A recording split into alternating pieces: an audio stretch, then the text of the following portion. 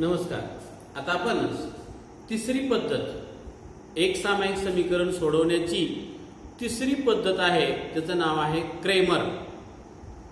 हे शास्त्रज्ञाचं नाव आहे. इंग्रजीमध्ये याला simultaneous equation by Cramer's rule असं म्हणतात.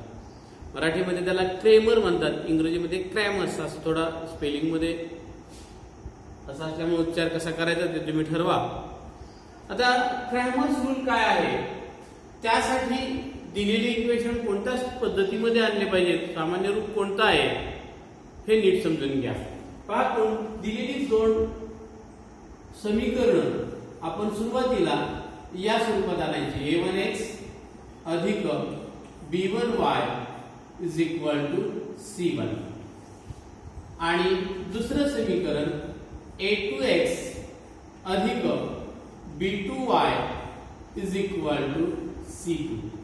बघा, पहिलं काम, जर या स्वरूपामध्ये दिलेली समीकरण नसतील तर ती तशा स्वरूपामध्ये अगोदर करायची. त्यासाठी तुम्हाला पक्षांतराची क्रिया करायची असेल तर करावी लागणार आहे.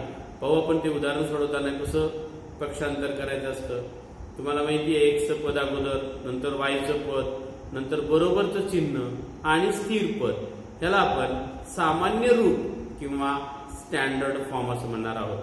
आता पहिलं महत्वाचं काम, दिलेली इक्वेशन या स्टँडर्ड फॉर्म मध्ये तयार करून घेणे. That is the first step. त्यानंतर पहिल्यांदा डी ची व्हॅल्यू काढायची, डिटर्मिनंट. आता इथं दोन अक्षर येणार आहेत, डी, डीएक्स आणि डीवाय. डी ची किंमत काढण्यासाठी एक्स चे कोइफिशियंट आणि वाय चे कोइफिशियंट आपण लिहिणार आहोत. कशा पद्धतीनं पाहिलं, a1 a2 एक्स चे सहगुणक लिहिले a1 a2. म्हणून क्रॅमर्स रूलच्या सहाय्याने सोडवताना दिलेली दोन समीकरण अगोदर या पद्धतीने मांडायला प्राधान्य द्या. आणि b1 b2 लक्षात घ्या. आता आपल्याला हे जर डी ची किंमत काढायची असेल तर तुम्हाला माहिती आहे, या कोपऱ्यापासून सुरुवात करायची. म्हणजे a1 multiplied by b2 minus a2 multiplied by b1. याच्यातून आपल्याला कुणाची किंमत मिळणार आहे, डी ची किंमत मिळणार आहे. त्यानंतर आपण dx ची किंमत काढायची. डी लिहिताना कॅपिटल डी लिहायचं आणि खालच्या बाजूला स्मॉल एक्स असं अक्षर काढायचं. त्याला सफिक्स असं म्हणतात. खालच्या बाजूला लिहिलं जातं, ते अक्षर लहान काढायचं. घातांक आपण वरच्या बाजूला लिहितो, त्याला इंडेक्स म्हणतो आपण, याला सफिक्स म्हणतो. खालच्या बाजूला लिहायचंय, डी कॅपिटलच काढायचं आहे. पहा, इथला पण डी कॅपिटल आहे, इथला पण डी कॅपिटल आहे. डीएक्स काढत असताना आता लक्षात घ्या, एक्स चे कोइफिशियंट लिहायचे नाही. त्याच्याऐवजी ह्या ज्या कॉन्स्टंट टर्म्स आहेत त्या लिहायच्या अगोदर, म्हणजे c1 c2. y चे कोइफिशियंट मात्र जागच्या जागेवर b1 b2. आता आपल्याला dx काढत असताना अगोदर कोणत्या कॉर्नरवर सुरुवात करायला लागणार आहे, या म्हणजे c1 b2. बघा, तिथंच गुणाकार केला, c1 b2 minus c2 b1. याच्यातून तुम्हाला कोणाची किंमत मिळणार, dx ची. आता आपल्याला काढायचं आहे dy. dy ची किंमत काढत असताना y, आता जसं मग अशी x चे कोइफिशियंट लिहिले नव्हते, आता y चे कोइफिशियंट लिहायचे नाही. म्हणून dy काढताना a1 a2 म्हणजे x चे कोइफिशियंट किंवा सहगुणक मांडून घेणे. आता y चे कोइफिशियंट लिहायचे नाही, त्याच्या जागेवर c1 c2 आणि मग dy बरोबर कोणत्या कॉर्नरला सुरुवात करणार, या म्हणजे a1 c2 minus a2 c1. इथं आपल्याला dy ची किंमत मिळाली. आता d मिळाला, dx मिळाला आणि dy मिळाला. हे काढल्यानंतर x ची किंमत काढण्याचं सूत्र बघा, x बरोबर dx भागिले d. dx कुठे मिळाला असतो तुम्हाला, हे बघा या ठिकाणी, आणि डी सुरुवातीला मिळालेला आहे, त्याचा भागाकार केल्यामुळं जी व्हॅल्यू मिळणार आहे त्याला आपण x म्हणणार आहोत आणि y ची व्हॅल्यू काढण्यासाठीचं सूत्र आहे dy भागिले d आणि मग आलेलं उत्तर तुम्ही xy या स्वरूपामध्ये सोल्युशन लिहायचं आहे. याला म्हणतात क्रॅमर्स पद्धतीनं वर्ग एक सामायिक समीकरणे सोडवणे. आपण त्यासाठी एक उदाहरण घेऊया.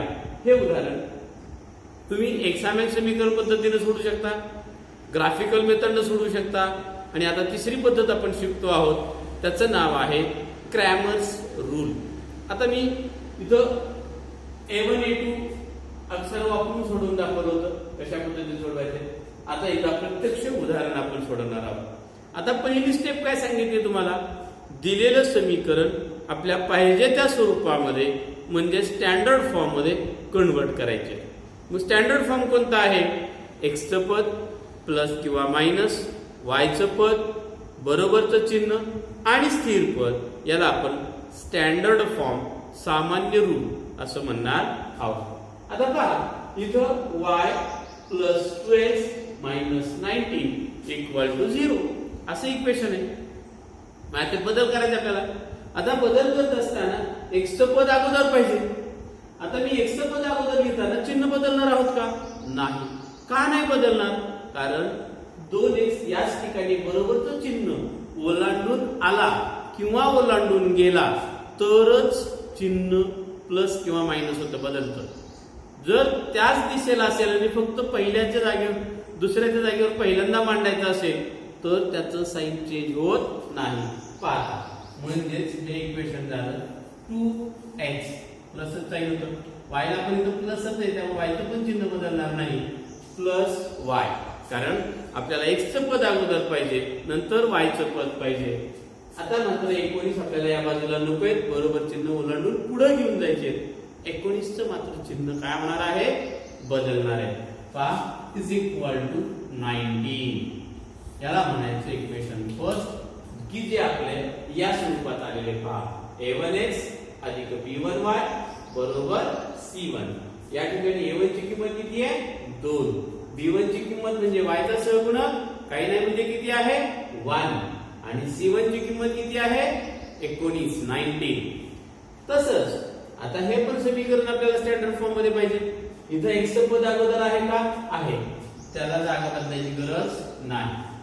-3y 3 मात्र ही संख्या आपल्याला बरोबर चिन्हाच्या पुढे घेऊन जायची. बरोबरचं चिन्ह ओलांडून जाणार आहे आणि त्यामुळे त्याचं चिन्ह काय होणार आहे, बदलणार आहे. -3 त्याला म्हणायचं इक्वेशन 2. आता आपल्याला पहिल्यांदा d ची किंमत काढायची आहे. d ची किंमत काढण्यासाठी मी इथं मुद्दाम ठेवलंय. पहा a1 a2 इथं a1 a2 कोण, a1 किती आहे, 2. a2 पण किती आहे, 2. दुसऱ्याला काढायचं आहे b1 b2 म्हणजे y चे कोएफिशियंट. इथं y चा कोएफिशियंट काही नाही म्हणजे किती आहे, 1. आणि इथं y चा कोएफिशियंट साइन लिहायला विसरायचं नाही, मायनस आलं असेल तर. प्लसचं साइन लिहिलं आलं असेल नाही लिहिलं तरी चालतं, पण मायनसचं चिन्ह मात्र कंपल्सरी लिहायचं, लक्षात ठेवा. आता आपल्याला d ची व्हॅल्यू काढायची आहे. पहा d बरोबर 2 मल्टिप्लाइड बाय -3. आता सांगितलं होतं मी निगेटिव्ह व्हॅल्यू आल्यास ब्रॅकेट टाकायला विसरायचं नाही. पहा मध्ये चिन्ह सूत्रातलं कोणतं चिन्ह आहे, वजा. इथं पाहिलं का आपण, वजा. a2 म्हणजे कोण, 2 गुणिले 1 म्हणजेच d is equal to -6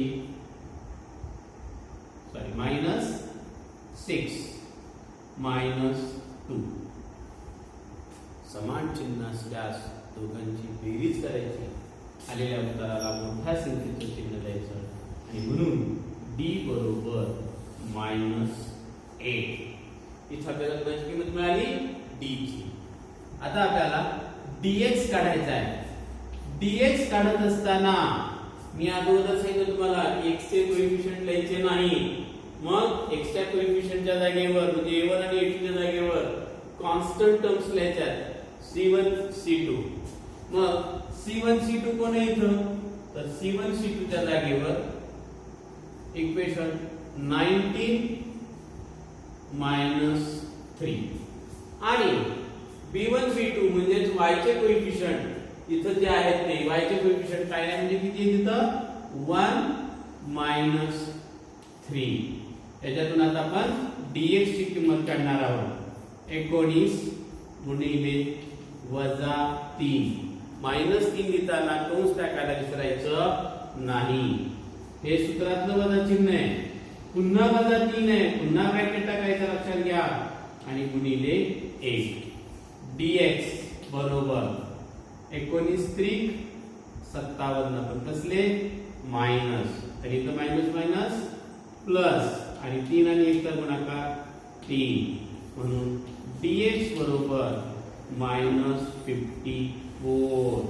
different sign असल्यास मोठ्या संख्येतून लहान संख्या वजा करायची.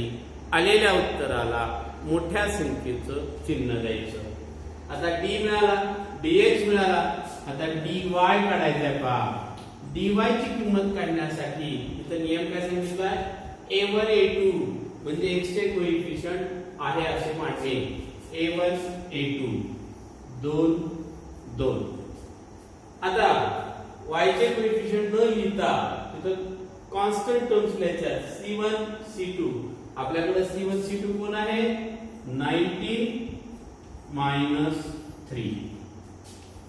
dy बरोबर 2 multiplied by -3 minus 2 multiplied by 19. गुणाकार अचूक करा, घाई करू नका. घाई केली चुकल्याशिवाय राहणार नाही. 2 आणि 3 चा गुणाकार 6 पण चिन्ह मायनस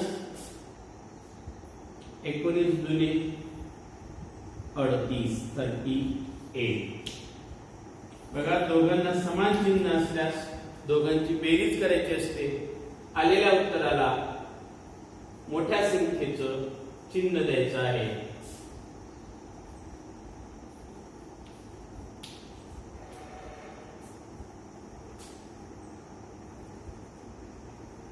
आपल्याला आता x ची व्हॅल्यू काढायची आहे. x ची किंमत काढण्याचं सूत्र तुम्हाला दिलंय dx भागिले d. x बरोबर dx ची किंमत किती आली आहे -54 आणि d ची किंमत -8. अंशस्थानी छेदस्थानी मायनस मायनस कॅन्सल होतं. 8 1 8 आणि 8 7 54.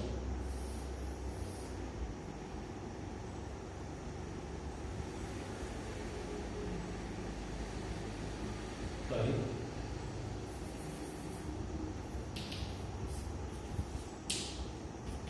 अगोदर 2 ने भाग घाला. अगोदर मायनस ला मायनस चिन्ह घालू. 27 भागिले 4. त्याच्या पुढे भाग जात नाहीये. 27/4 हेच आपलं x ची व्हॅल्यू आलेली आहे. त्याला संक्षिप्त रूप द्यायचं नाही. y ची व्हॅल्यू काढण्यासाठी dy भागिले d. y बरोबर dy ची किंमत -44 आहे आणि d ची किंमत -8 आहे. पहिलं काम दोन्हीकडे मायनस चिन्ह घालून घ्या. 4 ने भाग जातोय. सोल्युशन म्हणजे उत्तर लिहिताना